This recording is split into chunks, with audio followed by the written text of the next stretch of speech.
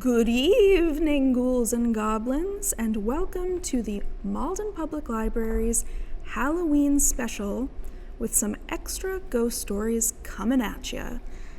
Today's first story is The Wife's Story by Ursula K. Guin, and I just said the word story 97 billion times. So grab your candy and gather around your cauldrons, and from all of us at MPL, have a happy Halloween! He was a good husband, a good father. I don't understand it. I don't believe in it. I don't believe that it happened. I saw it happen, but it isn't true.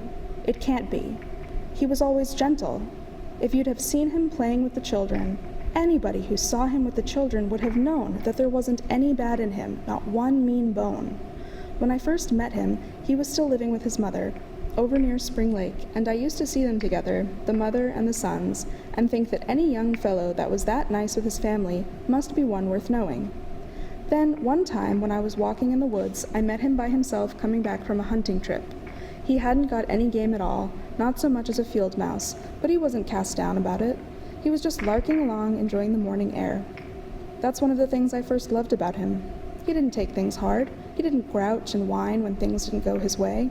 So we got to talking that day, and I guess things moved right along after that, because pretty soon he was over here pretty near all the time. And my sister said, see, my parents had moved out the year before and gone south, leaving us the place. My sister said, kind of teasing but serious, well, if he's going to be here every day and half the night, I guess there isn't room for me. And she moved out, just down the way. We've always been real close, her and me. That's the sort of thing that doesn't ever change. I couldn't ever have got through this bad time without my sis. Well, so he comes to live here, and all I can say is, it was a happy year of my life. He was just purely good to me, a hard worker and never lazy and so big and fine looking. Everybody looked up to him, you know, young as he was. Lodge meeting nights, more and more often they had him to lead the singing. He had such a beautiful voice, and he'd lead off strong and the others following and joining in, high voices and low. It brings the shivers on me now to think about it, hearing it, nights when I'd stayed home from meeting when the children were babies, the singing coming up through the trees there, and the moonlight, summer nights, the full moon shining. I'll never hear anything so beautiful. I'll never know a joy like that again. It was the moon, that's what they say. It's the moon's fault and the blood. It was in his father's blood. I never knew his father, and now I wonder what become of him. He was from up Whitewater way and had no kin around here.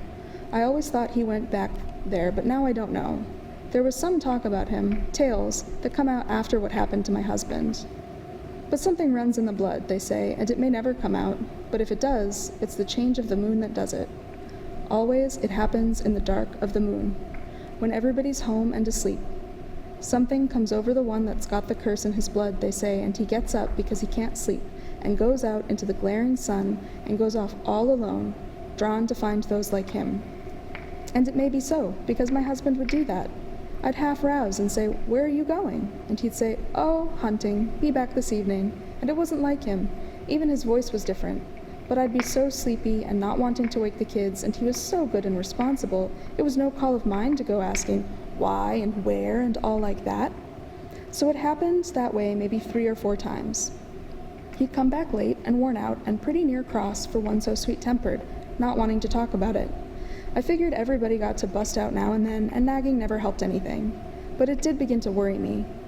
Not so much that he went, but that he come back so tired and strange. Even he smelled strange.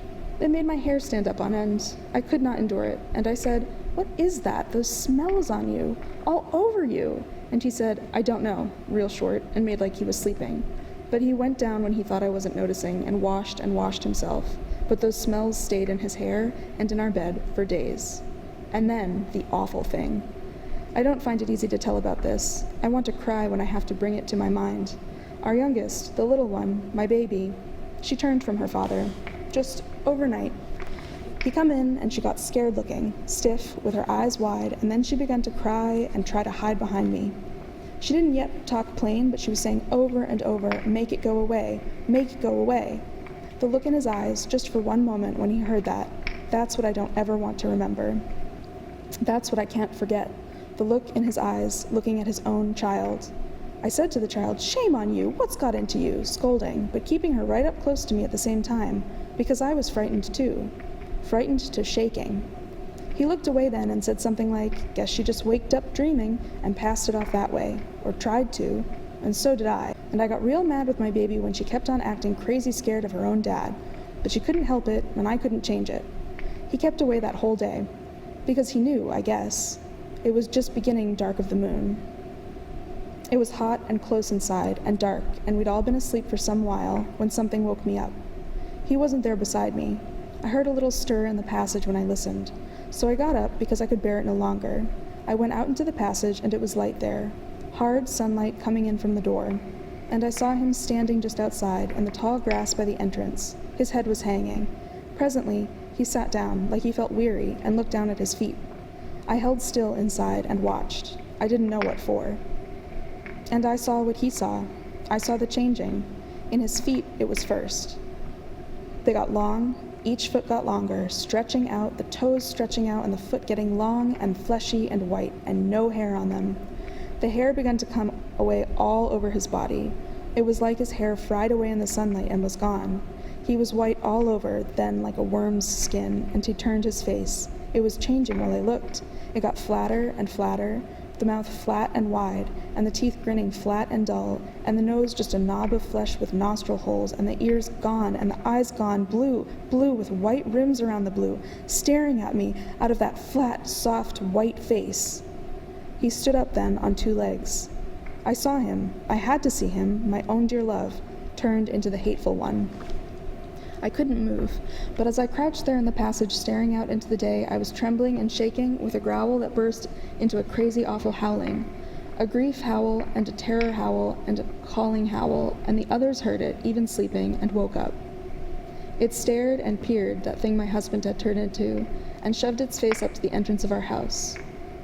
I was still bound by mortal fear, but behind me the children had waked up, and the baby was whimpering. The mother anger come into me then, and I snarled and crept forward. The man thing looked around. It had no gun like the ones from the man places do, but it picked up a heavy fallen tree branch in its long, white foot and shoved the end of that down into our house, at me. I snapped the end of it in my teeth and started to force my way out because I knew the man would kill our children if it could. But my sister was already coming.